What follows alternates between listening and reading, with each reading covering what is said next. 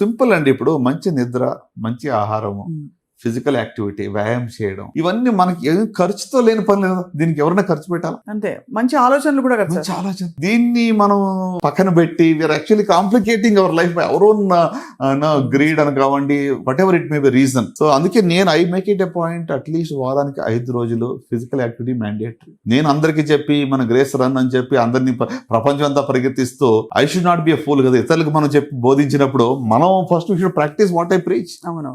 So అందువల్ల I make sure అంటే it ఏదో వాళ్ళ కోసం కాదు, నా మంచి కోసం నేను చేసుకుంటున్నాను. నేను ఎస్పెషల్లీ యూత్, మన సుమన్ టీవీ ప్రేక్షకులు నేను చెప్పేది ఏంటంటే సింపుల్ టిప్స్.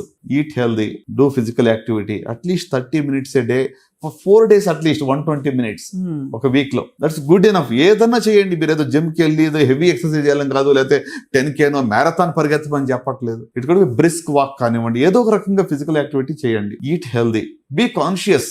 ఏదో అంటే అలాగని చెప్పి ఎప్పుడు కొలతేసుకుని తినమని నేను చెప్పట్లేదు. Once in while it's okay to eat what you like, it's fine, but don't get addicted to it. దానికోసం ఏదో ఒక క్రేవింగ్ తో పాటు మనం ఉండక్కర్లేదు. అంతే కదా సార్. సో అట్లా అంటే కొన్ని చిన్న డిసిషన్స్, ఇవన్నీ ఎవరికి తెలియదు నేను చెప్పట్లేదు. బట్ ఏంటంటే దీనికి కొంచెం putting it into practical implementation issue. Life style బాగా మారిపోయింది సార్. చాలా సెల్ఫ్ డిసిప్లిన్ ఉంటే గానీ మీరు చెప్పినవన్నీ చేయడం కష్టం.